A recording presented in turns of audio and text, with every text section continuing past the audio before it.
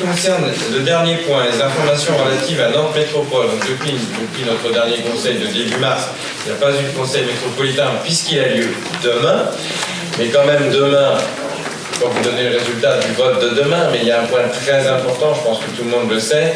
Après 4 ans de travail, ce sera demain que le plan local d'urbanisme métropolitain, qui a beaucoup intéressé, puisqu'il y a eu 3000 contributions à l'enquête publique sur la métropole, je ne sais combien de dizaines de réunions publiques organisées, bien demain sera soumis à l'approbation du Conseil métropolitain. Et c'est un point majeur, puisqu'il va guider les orientations, les attributions de décisions d'urbanisme pour les 10 prochaines années.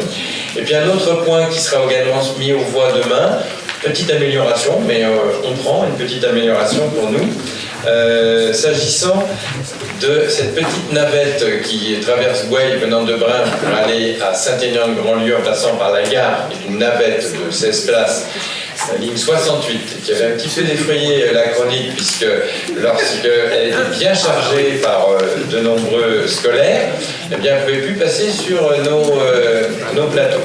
Donc, bien entendu, nous avions fait remonter tout cela.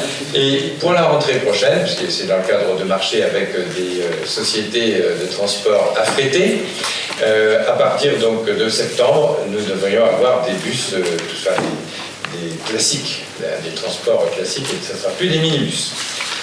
Et enfin, dernier point qui est très positif, alors c'est pas dans le cadre des délibérations du Conseil métropolitain de demain, mais on en a eu une information officielle, un sujet qui importe beaucoup à nos concitoyens. On commençait, vous avez vu les travaux de la place du marché, qui vont se dérouler comme ça jusqu'à la fin de l'année, pratiquement sur la rue de la Gare, pour arriver à finir ensuite par le parking relais, le fameux P+A, qui devait se faire en 2 étapes. Première étape, et puis ensuite, je ne sais pas, on avait parlé une petite centaine de places, puis une autre après. Bon, vu le nombre de voitures qui, avant le démarrage, stationnaient de façon illégale, enfin en dehors des possibilités, nous avons argumenté, et je pense que c'est une bonne gestion des deniers publics, au lieu de faire 2 étapes, de ne faire qu'un seul et même marché en un coup. Et il fallait rallonger le budget, parce que je crois, une de mémoire, Frédéric, qu'on devait avoir de l'ordre de 500 000 euros, enfin, dans la métropole, initialement un petit peu moins, on est à 1,1 million en fait, pour faire tout en une fois.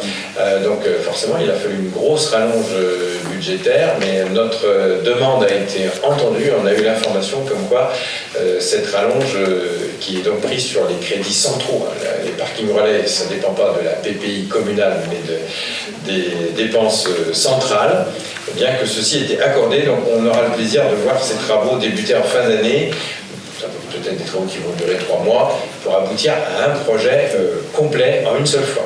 Donc c'est, je pense, attendu et très positif. Il n'y aura pas besoin d'y revenir. Livraison prévue pour le printemps 2020. Voilà, exactement. Après, donc je pense que ce sera... on aimerait bien toujours que ce soit avant, mais je pense que nos concitoyens verront que les choses sont, je pense, bien engagées. Après, je ne peux pas vous dire, je pense que ça m'étonnerait que ce soit vraiment livré. Je ne sais, nous n'avons pas la date d'ailleurs des élections municipales à ce jour, mais on est plutôt pour une livraison au tout début du printemps 2020.